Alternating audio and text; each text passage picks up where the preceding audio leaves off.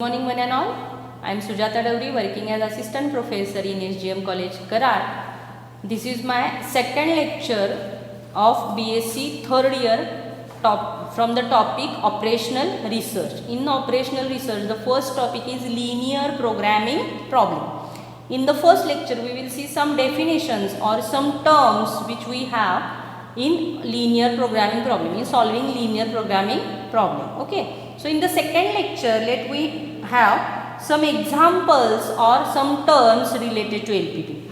In the first lecture, we will see what is canonical form and what is standard form of LPP. So let me have some examples related to this. So the canonical form, I will write over here again for the reference, our reference.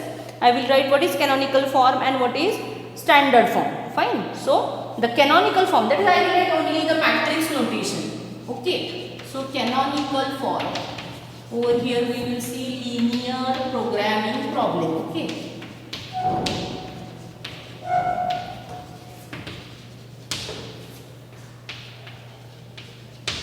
So what is canonical form? The matrix notation. Matrix form is maximum Z is equal to Cx subject to constraint. Over here we will see, since as if our Z is in actually in our LPP, my Z is objective function is, it is maximization type or minimization type, but in canonical form our objective function is strictly maximization form. Okay. So maximization Z is equal to Cx, subject to constraint. My constraint are over here Ax is less than or equal to B and x is strictly greater than or equal to 0. So this is my objective function, this is my constraints and this is my positive restriction. Okay. Now what is standard form? So standard form is,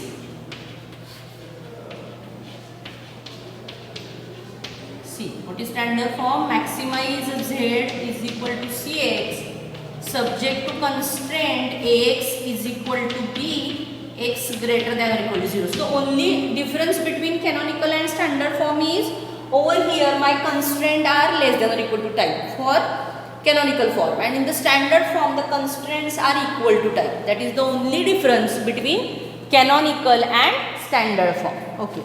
Now let me have example, or I may define one term, that is unrestricted variable. So what is unrestricted variable? See over here our variable x is restricted, that is it is strictly greater than or equal to 0. Fine. But in some cases, that is in real life situation, the value of x may be variable, that is it may be negative. Okay. So in that case our LPP doesn't work. So to work it smoothly, we define one variable which is unrestricted variable. So what is unrestricted variable? See, unrestricted variable means we can define a variable which is positive.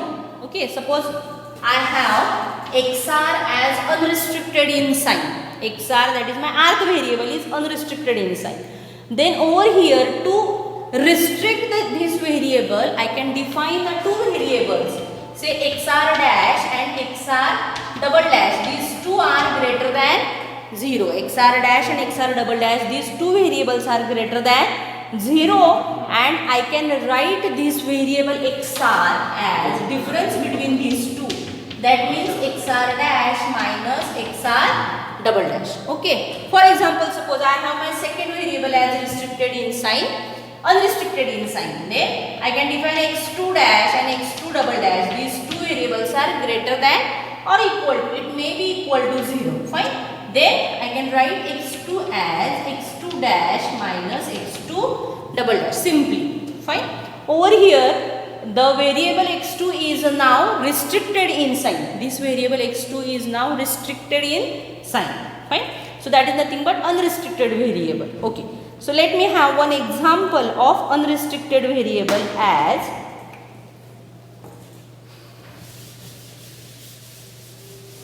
example is minimize z is equal to 5x1 plus 7y minus 92.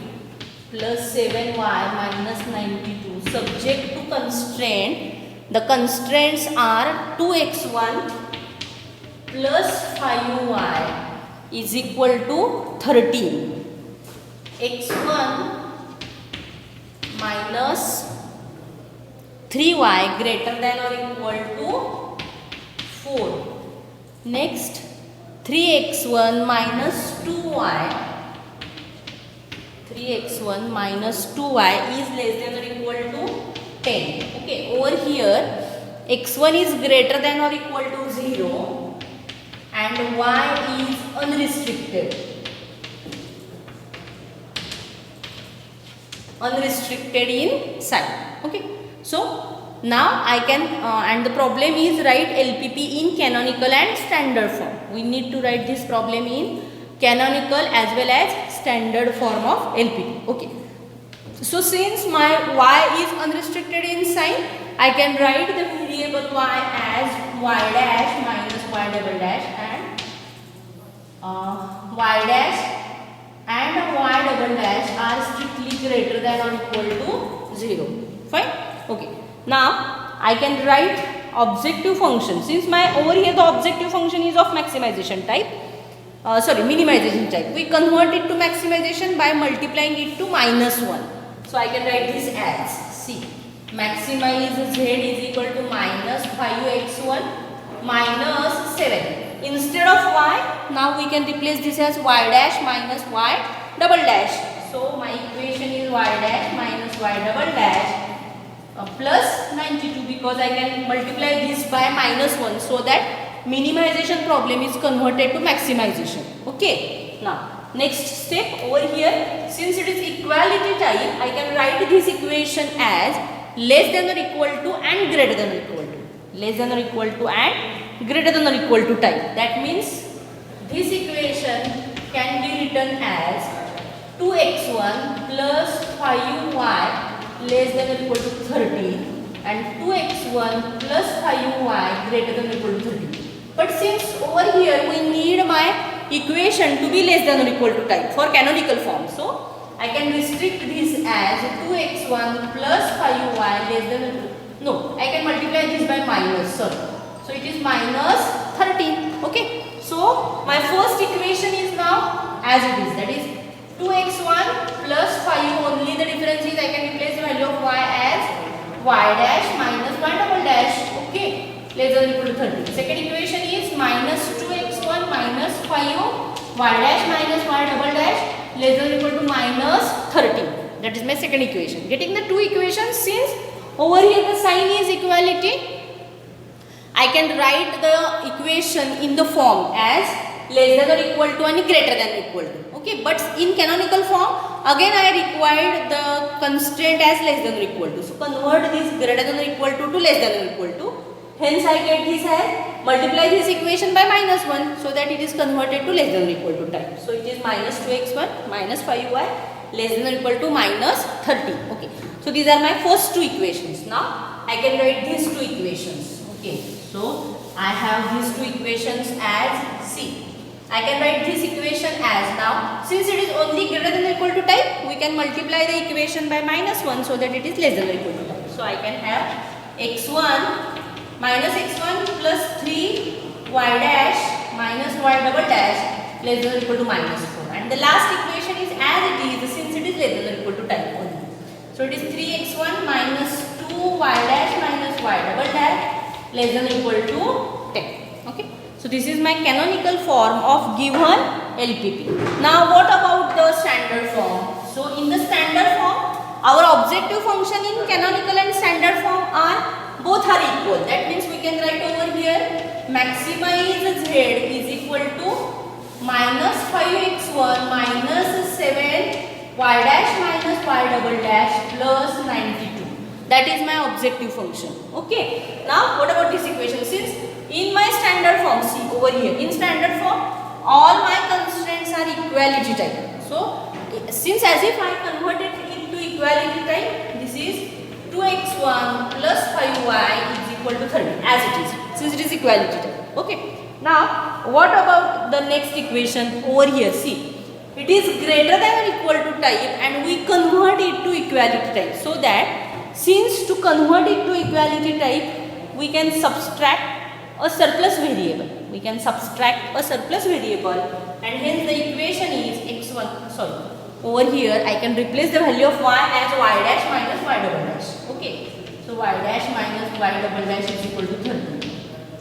In second equation I have x1 minus 3 y dash minus y double dash, and since the surplus value is there, I can have minus s1 is equal to 4. Simply minus s1 is equal to 4. Now what about the last equation?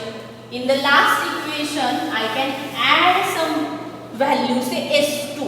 So 3x1 minus 2 y dash minus y double dash plus s1 is equal to 10. That is my third equation. Okay, which I converted to standard form, that is all the constraints are strictly greater than or equal to type. Fine. So this is about standard form and canonical form. Now I have some definitions related to LPP. So let me see the definitions.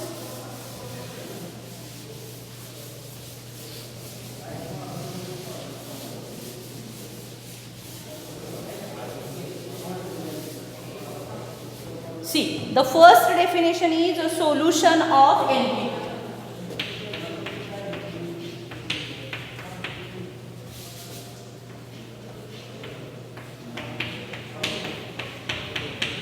Solution of LPP. So what is the solution of LPP? Any set, say x, which contains the values x1, x2, so on up to xn only. Okay, it is restricted set.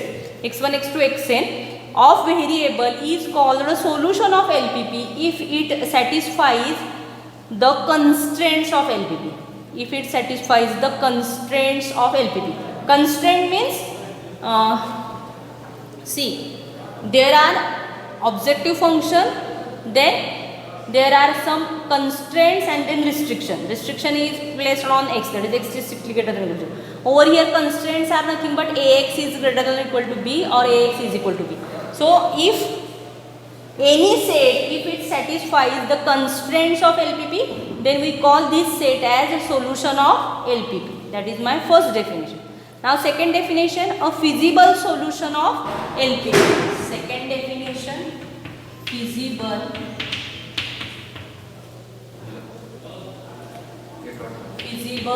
solution of LPP. So what is feasible solution of LPP? Now again I have one set x1, x2, so on up to xn. If this set satisfies constraint as well as a non-negative restriction or a non-negative condition of general LPP, then that set is called as feasible solution of LPP. See, solution, that means it satisfies only constraint, and the feasible solution, the solution or a set, any set, say x which is equal to x1, x2, xn, if it satisfies the constraint as well as a non-negative condition, then the given set is called as feasible solution of LPP. Okay, now what about third definition is a basic feasible solution. A basic feasible solution of LPP. A feasible solution, actually the solution is feasible. Since the definition is basic feasible, the solution which we consider for basic feasible solution is strictly it is feasible. So a feasible solution is called a basic feasible solution if it has no more than m positive xj. It has no more than m positive xj. Over here j takes value 1 to up to n, obvious. Okay, j takes value 1 to up to n, where m is number of constraints. That is most important. M is number of constraints. So let me define it again. A feasible solution is called as basic feasible solution if it has no more than m positive xj. J is equal to 1 to n. where m is a number of constraints. That is basic feasible solution. The next is degenerate basic feasible solution. The next definition is degenerate basic feasible solution. A basic feasible solution is called degenerate if at least one basic variable possesses zero value. That is, if any value of this, that is xj, if it possesses zero value, then we call this solution as a degenerate basic feasible solution. Okay. Now what about non-degenerate? The next definition is non-degenerate basic feasible solution. A non-degenerate basic feasible solution if all m basic variables are non-zero and positive. See, exact opposite to degenerate. A solution is called as a non-degenerate basic feasible solution if all m basic variables are non-zero and positive. All m basic variables are non-zero and positive. Okay. Now the next definition is optimum solution or optimal solution of LPP. Optimum solution or optimal solution of LPP. So what about this solution? A feasible solution is said to be optimum if it optimizes the objective function. A feasible solution is said to be optimum or optimal solution if it optimizes the objective function of general LPP. So what is nothing but optimization? Optimization means, since you will see in the previous lecture that the function, that is general LPP, is minimization or maximization. That means it is optimization. Okay. So based on the condition, our z is maximize z or minimize z. So based on that condition, I can have the value of z as minimum or maximum. Then we call this as optimum or optimal solution. And the last definition is unbounded solution. If the values of the objective function z can be increased or decreased indefinitely, then such a solution are called as unbounded solution. Okay. So that is my last definition of LPP. Fine. So over here in this lecture we will see what is some examples of standard form and canonical form if the variable is unrestricted inside. Then in next one example related to this and definition of unrestricted variable. Okay. And some definitions. In the definitions we will see what is a solution of LPP, then feasible solution of LPP. So solution of LPP, that means any solution if it satisfies the constraint, then it is called as solution of LPP. Then feasible solution, a solution if it satisfies the constraint as well as non-negative condition, then it is feasible solution. Okay. Then a feasible solution is called as basic feasible solution if more than m xj's are positive. More than m positive xj's are there. J is equal to 1 to n, and over here m is number of constraints. Okay. What about basic feasible solution? Degenerate basic feasible solution. So degenerate basic feasible solution means in the basic feasible solution, if any xj possesses value 0, then we call this as basic feasible solution. Degenerate basic feasible solution. In the next part, non-degenerate basic feasible solution means over here we have no basic variable doesn't possesses any value as 0 and negative. Okay. That means non-degenerate basic feasible solution is a solution where all the variables are non-zero and positive. The next definition is optimum solution or optimal solution. A feasible solution is optimum or optimal if it optimizes the objective function of general LPP. And the last definition is unbounded solution. The unbounded solution, if the value of z increases or decreases indefinitely, then we call this as unbounded solution. Okay. In the next lecture, we will see the definitions or we will see the methods of solving general LPP. Thank you.